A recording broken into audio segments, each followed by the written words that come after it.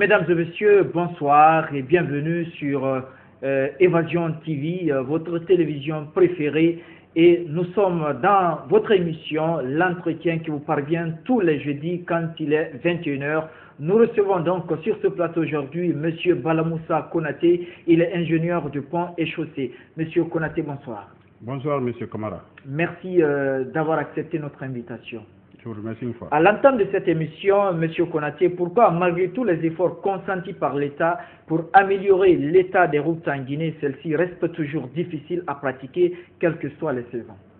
Bon, je vous remercie, mon frère. Je salue vos nombreux téléspectateurs. Je salue mes compatriotes.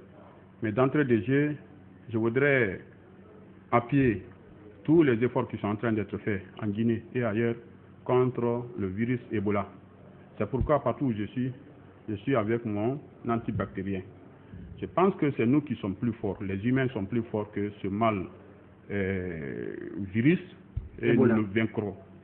Ça, il faudrait que tous mes compatriotes se disent que, comme l'avait dit notre président, que nous devons transformer ce mal qui nous assaille en bénédiction.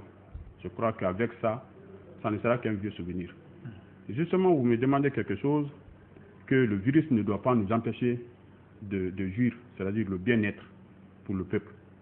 Alors, je dis que, très sincèrement, tant que nous ne cherchons pas à quitter ce cercle vicieux qui consiste à construire aujourd'hui, ne serait-ce que très bien, mais à spéculer sur l'entretien routier et à attendre que ces routes-là se dégradent pour intervenir maintenant dans la réparation.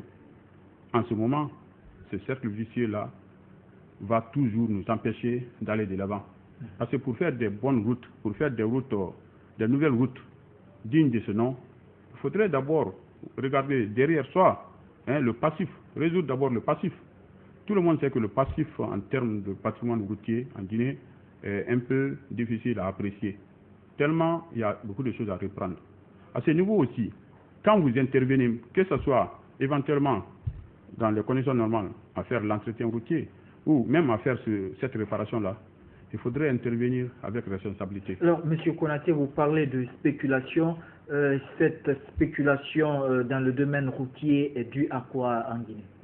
Justement, je crois que les responsabilités sont à plusieurs niveaux. Et premièrement, il faudrait qu'il y ait une politique gouvernementale extrêmement fiable, qu'il y ait un cadre, n'est-ce pas, de travail maîtrisé par tout le monde. Il faudrait éviter de voler à vue. Je le dis sincèrement, je l'ai répété plusieurs fois, c'est une réalité. Je crois qu'il y a tous les services techniques au niveau du département qui, grâce auxquels, je vais dire, nous pouvons effectivement vaincre toutes ces faiblesses-là. Vous savez, il y a une direction nationale chargée des infrastructures. Celle-ci s'occupe essentiellement des routes en range campagne, c'est-à-dire des routes nationales, des routes du réseau routier, bref. Parce que le réseau routier est composé de routes nationales, de routes préfectorales. Non, pas du tout. Donc les routes urbaines, c'est autre chose. C'est différent. C'est différent. Quelle est donc la différence? Bon, je vais structurer un peu là, après je réponds à cette question.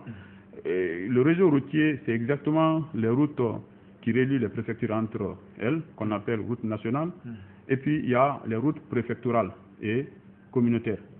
Maintenant, la différence entre les routes, le réseau routier et les routes urbaines, c'est que dans la composante route nationale, il y a ce qui s'appelle voirie urbaine qui intervient. Qu'est-ce que c'est qu'une voirie urbaine? C'est l'ensemble de toutes les voies de communication publiques, bien sûr. Quand vous entendez voies de communication, c'est-à-dire qu'il y a la route, il y a les réseaux d'assainissement, c'est-à-dire les égouts, je parle de façon académique, les réseaux d'assainissement, eau usée, eau pluviale, eau industrielle, etc. Il y a le réseau de téléphonie, vous savez, actuellement les lignes téléphoniques sont souterraines, le réseau Internet. Si dans certains pays, vous avez le gaz, vous avez d'autres choses, c'est l'ensemble de tout ça là qu'on appelle voirie urbaine. Pourquoi cela? C'est que le domaine public qui s'appelle communément la route à travers son emprise. Hein, c'est sur ce domaine public-là, tout ce que je suis en train de vous énumérer doivent passer. Tous ces éléments doivent passer à cet endroit-là. Donc, en faisant les routes à ce niveau-là, il faudrait tenir compte des autres composantes de la société, des autres domaines sociaux dans les villes. C'est-à-dire, vous ne pouvez pas faire la route comme si vous êtes en rase campagne, ou simplement il s'agit de faire les remblais, les déblais, etc. Cette fois-ci, il faut faire des réservations pour les caniveaux, il faut faire des réservations, enfin, caniveaux, non seulement pour l'évacuation des eaux, mais aussi pour l'assainissement des propriétés privées. Parce que je profite de cette question pour dire un mot sur ce qu'on appelle chez nous ici assainissement. En principe, l'assainissement, c'est cette solution technique qui permet, n'est-ce pas, par voie hydraulique, d'évacuer les eaux usées. Hein? L'assainissement n'est pas seulement le ramassage des ordures. Je dirais même que l'assainissement, ce n'est pas ça. Vous voulez parler de la salubrité. C'est ça, moi j'appelle ça la salubrité. Ok, on reviendra. Permettez-moi de terminer. On reviendra voilà. à cette question tout à l'heure. Voilà. Quand on parle d'assainissement, on reviendra à cette question. Donc vous avez parlé de cette problématique. Donc, le réseau routier et les routes urbaines sont complètement différentes. Mais tous les deux là appartiennent au domaine des travaux publics. C'est les travaux publics qui interviennent là-bas. Donc, il y a effectivement un compartiment, ce que j'appelle direction nationale, réservé à la voirie urbaine, un autre réservé effectivement au réseau routier, mais dans sa composante route nationale. C'est là-bas qu'on appelle direction nationale des infrastructures. Il y a une autre composante toujours du réseau routier qui s'appelle route préfectorale et communautaire. N'est-ce pas? Là-bas aussi, il y a une direction. Hein? Ensuite, il y a la direction nationale de l'entretien routier, ce qui est extrêmement important. Il y a aussi le bureau de stratégie de développement. Il y a même d'autres choses qui ne sont pas des départements à part entière, que j'appelle l'inspection générale des travaux publics. Il y a le laboratoire central. Tous ces éléments-là doivent travailler en synergie. Ce n'est pas pour rien que stratégiquement, on a mis ces départements-là. Enfin, on a mis ces directions-là. Alors, chacune en ce qui la concerne par rapport à ces directions-là, si chacun fait bien son boulot, mais en rapport avec les autres directions, je pense qu'on peut former ce qu'on appelle une politique générale cohérente à travers laquelle chacun peut se retrouver. Parce que, regardez la dernière nomination des représentants des TP au niveau de nos préfectures qui viennent de se passer. Autrefois, on les appelait chefs de section. Mais essentiellement, leur travail, c'était l'entretien routier. Mais aujourd'hui, on les appelle les directeurs préfectoraux des travaux publics. C'est que au sein de chaque... C'est une amélioration. Oui, mais au sein de chaque direction, vous avez au moins 3 sections. C'est-à-dire, il y aura un chef section route préfectorale et communautaire, un chef section, n'est-ce pas, chargé de la voirie urbaine, et un autre chef section chargé, n'est-ce pas, de l'entretien routier. Dans les conditions normales, si tous ces éléments-là travaillent en harmonie avec le directeur préfectoral, ça peut aller. Mais, et regardez, pour que le directeur préfectoral-là fasse son travail avec tout ce qu'il faut, il faudrait qu'il y ait harmonie au sein des sections. Cela veut dire que, au niveau du ministère, les différentes directions aussi doivent travailler ensemble. Si ces directions-là ne travaillent pas en harmonie, à la base, ça ne peut pas aller. Donc, c'est ce qui peut permettre le travail dans l'harmonie, peut donner une bonne route. Si vous voulez, c'est l'élément basique.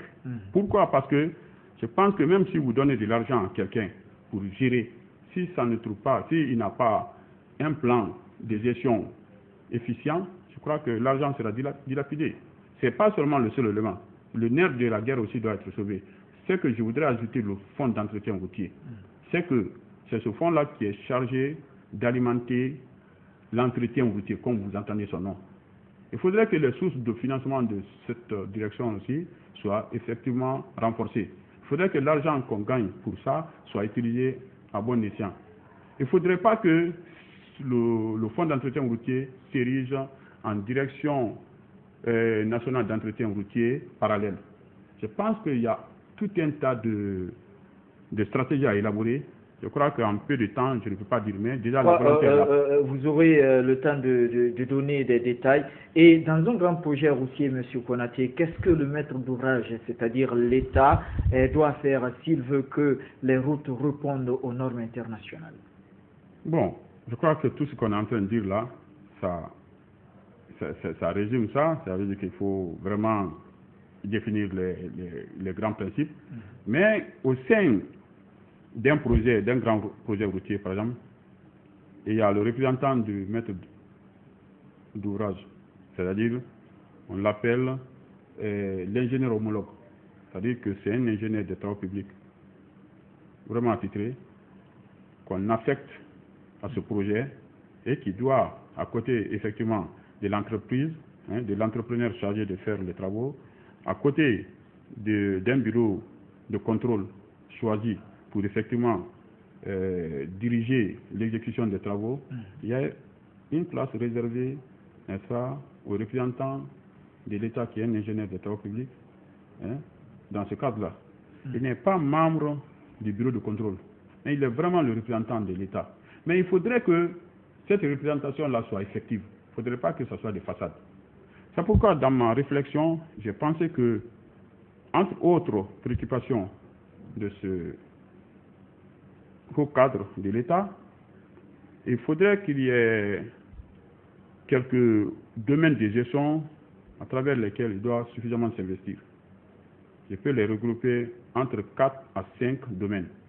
D'abord, il y a ce que j'appelle la gestion d'intégration. C'est-à-dire que, parce que le cahier de charges est élaboré, tous les éléments qui ont été cités pour être exécutés, parce que c'est à travers ça qu'on aura une route correcte, la technique l'a prouvé, il faudrait qu'il veille à ce que, n'est-ce pas, tous ces éléments-là soient effectivement intégrés dans la réalisation du projet. Et ensuite, la gestion des risques. C'est-à-dire que chaque projet va avec ses risques. Il faudrait que les riverains soient protégés contre certains risques d'accidents, etc. Et vice-versa, il faudrait que l'entreprise travaille aussi dans les conditions de sécurité face à l'environnement, etc., etc. Il faudrait qu'il ait la vie, c'est-à-dire qu'il ait vraiment un regard jaloux envers ce qu'on appelle la gestion de la qualité des travaux. La façon par laquelle les travaux s'exécutent. Il faudrait qu'il ait vraiment un regard très jaloux par rapport à ça. Le contrôle de qualité. Ça, c'est 3. Quatrièmement, il faudrait qu'il ait ce que j'appelle la gestion de la communication. Vous savez, la gestion de la communication, c'est que tous les intervenants du projet, que ce soit la communauté riveraine, que ce soit l'entreprise, que ce soit l'administration, il faudrait que le représentant de l'administration ait quand même un regard extrêmement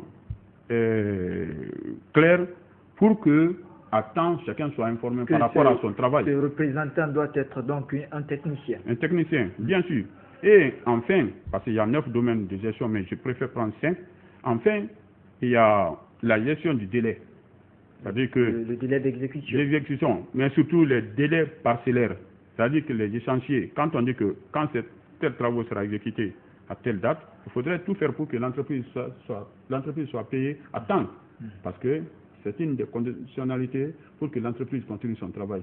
Il faudrait donc faire la gestion du délai. Il faudrait que son ministère soit informé à temps par rapport au niveau d'avancement des travaux. Il faudrait donc que le ministère ait un grand respect par rapport à son propre représentant. Parce que de toutes les façons, c'est la souveraineté. Il est censé être un suivi. Oui, il est censé être celui qui peut vraiment défendre son pays. Je crois que s'il a été choisi parmi tant d'autres ingénieurs, c'est pour des raisons effectivement approuvées, avérées qu'il peut faire quelque chose. Donc je crois que c'est un des éléments majeurs. Il faudrait aussi que, souvent pour certains grands projets, on dit que le ministère des Travaux publics s'appelle maître d'ouvrage délégué. Le maître d'ouvrage principal, c'est souvent le ministère des Finances. C'est une bonne chose parce que c'est l'argent qui parle. Mais quand certaines décisions techniques, puisqu'il faut que chacun respecte son prochain à travers les prérogatives, quand il y a des décisions techniques qui sont importantes, il ne faudrait pas que le maître d'ouvrage principal, qui est cette fois-ci le donneur d'argent, minimise le ministère technique.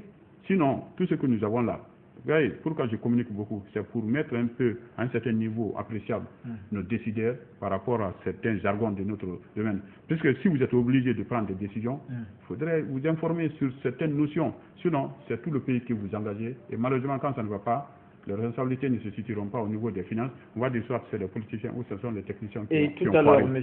Konaté, vous avez parlé du laboratoire d'analyse. Et dans un projet routier, quel est concrètement le rôle d'un laboratoire d'analyse? Alors là, vous êtes en train de parler de quelque chose. Je m'abstiens d'être trop technicien maintenant pour ne pas ennuyer les téléspectateurs, mais c'est l'un des piliers majeurs de la construction routière. Et pendant l'avant-projet et pendant l'exécution. En fait, le laboratoire que nous appelons, que vous appelez laboratoire tout court, c'est le laboratoire géotechnique. C'est-à-dire, c'est un laboratoire qui permet de tester ou bien d'analyser tous les matériaux que nous devons mettre dans le projet. L'avant-projet qui a travaillé aussi avec le laboratoire, n'est-ce pas, à déterminer un certain nombre de matériaux qu'il faut, parce que leur résistance mécanique et leur comportement par rapport à telle ou telle agressivité prouvent qu'il faut ces matériaux-là. Et les matériaux-là, concrètement, c'est quoi? Bon, matériaux, ce sont les éléments constitutifs d'une structure infrastructurelle. C'est-à-dire, quand vous parlez de pont, les matériaux, c'est le ciment, c'est le sable, le gravier, bref, le béton, c'est etc. Généralement, pour la route, on peut parler par exemple de la terre. Vous savez. Maintenant, je vais vous raconter un peu quelque chose qui se passe et raison pour laquelle le laboratoire est important. C'est-à-dire que nous savons que la route est faite pour que les charges roulent sur le plan mécanique. C'est pour supporter des charges dynamiques. N'est-ce pas, hein? C'est pour résister aussi à la nature et avec le temps, un temps bien précis. Alors, rien que pour la résistance, quand vous prenez la route, je l'ai dit plusieurs fois, de façon verticale et de haut en bas, vous avez la couche de roulement. C'est sur ça que vous voyez souvent les véhicules rouler. Nous devons, en route, en travaux publics, nous travaillons avec ce qu'on appelle la pression. C'est que quand le poids est en contact avec une surface donnée, c'est ce rapport-là qui s'appelle la pression.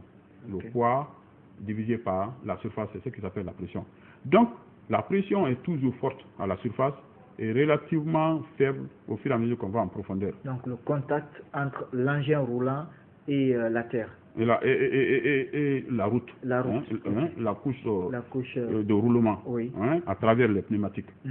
Alors, là-bas, il y a, par exemple, une contrainte qui se dégage qu'on appelle la contrainte, c'est-à-dire la pression verticale de laminage des pneumatiques.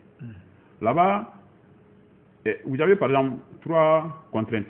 Vous avez l'effort de cisaillement, permettez-moi techniquement de parler. Vous avez l'effort normal, qu'on appelle contrainte normale, et l'effort tangentiel qu'on appelle la contrainte tangentielle. Tout ça là, c'est technique. Alors, la façon que ces différentes contraintes-là agissent sur la structure nous permettent, n'est-ce pas, de composer alors notre route de façon en profondeur comme ça. Alors, il y a la couche de roulement. En bas de ça, il y a une petite couche qu'on appelle la couche d'imprégnation. Le liquide bitumineux que vous voyez souvent en épand sur le sol compacté.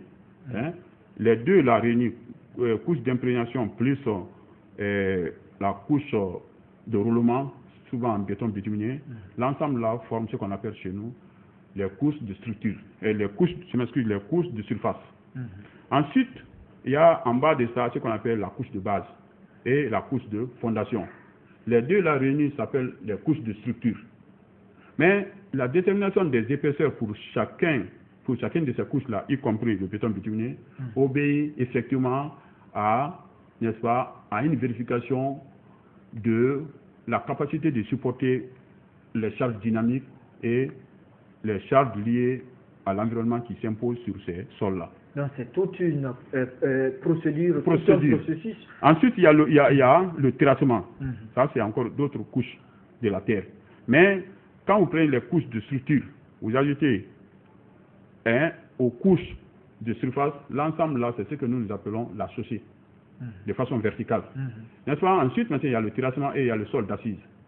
Maintenant, pour pouvoir résoudre les contraintes qui s'imposent à ces sols-là, à ces différents matériaux, pas seulement le sol, il faudrait donc faire intervenir, n'est-ce pas, un domaine qui permet de tester les matériaux du point de vue mécanique. Justement, le laboratoire est là. Vous avez parmi les essais que nous faisons, la limite d'Atterberg. C'est-à-dire que c'est pour déterminer l'indice de liquidité d'un corps, c'est-à-dire d'un sol. Vous savez, on dit que souvent l'ennemi numéro 1 de la route, c'est l'eau. C'est qu'une terre que vous voyez, c'est des matériaux généralement incohérents, comme le gravier, etc. Il faudrait voir avec les intempéries, le temps, et la charge qui roule, quel sera le comportement de ce sol-là par rapport effectivement à l'eau, surtout la pluie. Il faudrait faire aussi ce qu'on appelle l'essai Los Angeles. L'essai Los Angeles, généralement, ça c'est pour les matériaux granulaires, comme le granit qu'on utilise pour les bétons, etc., etc. Ça permet de déterminer la résistance à l'écrasement des sols.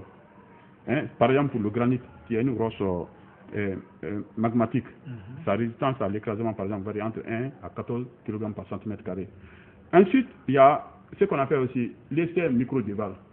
Ça, c'est pour déterminer la résistance à l'usure.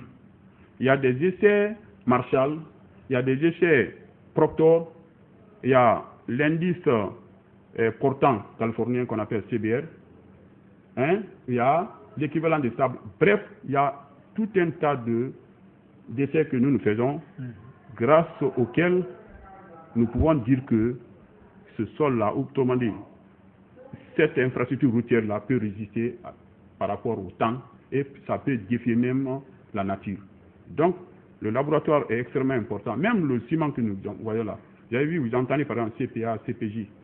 CPA, c'est ciment portant artificiel. CPJ, ciment portant composé. Dans ciment portant artificiel, par exemple, vous avez jusqu'à 85 à 95% de clinker. Le reste, c'est des additifs. Quand vous prenez le CPJ, qu'on appelle actuellement CM2, vous avez par exemple 65% de clinker et le reste, ce sont des additifs, c'est-à-dire les retardateurs de prise ou bien les accélérateurs de prise ou bien certains produits chimiques qui permettent de répondre à l'agressivité de la mer. Par entre les deux, quelle est la qualité la mieux indiquée pour... C'est CPJ. CPJ. Oui. Alors, Monsieur Konaté... Donc c'est très important le laboratoire. Je crois que je suis en face, la majorité, ce sont des gens qui ne sont pas techniciens, donc je ne voudrais pas trop m'aventurer dans... Parce qu'il y a toute une analyse autour de la construction, n'est-ce pas, d'une route, parce que vous avez donné des détails techniquement expliqués ici. Contrairement aux apparences, oui. Oui. Les gens pensent que c'est pour envoyer seulement la terre. Attention, il y a trop de calculs dedans. C'est pourquoi il faudrait faire le choix entre technicien et technicien. Ok.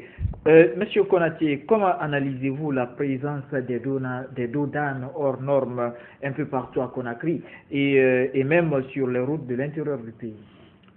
Bon, hors normes ou normes, le dodan n'est pas... C'est une technique répressive contre l'indiscipline sur la route. Vous avez, par exemple, en fonction des catégories de routes, vous avez par exemple les routes, chaque catégorie de route a sa vitesse de base, autrement dit sa vitesse, même sa vitesse limite.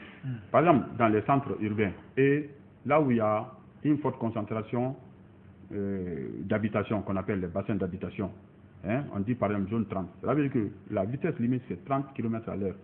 Quand les gens ne respectent pas ça, mais le seul moyen qui reste pour ne pas que nos enfants soient écrasés, c'est de faire le dodan. Hélas, je pense que le pouvoir public quand même ne doit pas laisser les populations se faire elles-mêmes la justice en érigeant les dodan n'importe comment. Je crois que ce que je suis en train de faire là, en essayant, entre autres stratégies, de sensibiliser davantage la population, je crois que toute décision qui tombera sera acceptée. Parce que quand je prends l'exemple, par exemple, à la France, c'est en 1972, par exemple, il y a eu, à la seule année, 260 000 cas d'accidents. au cours desquels il y a eu plus de 16 000 morts. Je vous l'ai dit, les chiffres existent. Alors, ça a tellement choqué l'opinion publique que c'est devenu une cause politique. Autrement dit, les politiques ont repris, n'est-ce pas, ce problème. Parce qu'un bon politicien, c'est celui qui répond aux préoccupations de la population. Donc, puisque la population elle-même a refusé l'insécurité routière, eh bien, toutes les politiques, même contraignantes, que l'État a pu prendre, n'est-ce pas, toutes ces politiques-là ont pu être acceptées par la population. Je crois que tant que nos populations n'acceptent pas, ne luttent pas, c'est-à-dire ne refusent pas l'insécurité routière, parce qu'il s'agit de ça précisément, tant que notre population ne considère pas que tous nos problèmes, l'étouffement qu'on a sur nos routes aujourd'hui, résulte entre autres de son comportement vers ces infrastructures, tant que nous-mêmes nous ne prenons pas conscience de notre nocivité par rapport à ce que nous-mêmes nous payons de notre poche, je crois que tout ce qui sera fait en amont, au niveau des dirigeants, ça ne peut pas aller. Et l'on constate que des douanes endommagent souvent les véhicules en cassant par exemple les pots d'échappement. Et pourquoi ne pas utiliser le système des bandes glissantes visibles à distance? Vous voulez dire le ralentisseur de vitesse? C'est ça. Oui, maintenant, attention, sur la route, il y a 3 types de signalisation. Tout ce que vous voyez comme coloration sur la route à travers les peintures, c'est ça qu'on appelle la signalisation horizontale. Maintenant, vous avez même les passages cloutés. Vous avez vu par rapport à la longueur de la route, vous avez des bandes parallèles. Hein. Par exemple, tu peux faire une largeur de 1 mètre, 1 mètre 20, 2 mètres. Ça dépend de la capacité de passage. C'est-à-dire des lieux réservés pour les piétons. Vous avez, par exemple, sur l'axe de la route, des bandes qui sont des fois interrompues, des fois continues, qui veulent dire qu'à ce niveau-là, le véhicule qui est devant peut être dépassé par celui qui le suit, parce que la visibilité est là, parce que éventuellement, sauf s'il ne voit pas un véhicule venir dans l'autre sens. Toutes les peintures que vous voyez sur la route, c'est ça qui s'appelle signalisation horizontale. Vous comprenez? Parce que c'est horizontal, c'est trouve sur la route. Toutes les signalisations qui sont verticales sur les panneaux là, on les appelle la signalisation verticale. La signalisation lumineuse maintenant, c'est souvent au niveau des carrefours, quand l'électricité permet, quand vous voyez le feu tricolore, quand vous voyez sur le véhicule, il y a les clignotants, etc. Donc, au niveau des douanes, on appelle douane ralentisseur de vitesse. Maintenant, la façon de le construire maintenant, là, ça doit obéir à quelque chose qui ne doit pas créer d'autres accidents. Parce que quand vous venez buter contre ça, surtout que rien ne signale, je crois que ça faut. Sinon, il y a des panneaux aussi pour les douanes. Il y a pour les ralentisseurs de vitesse.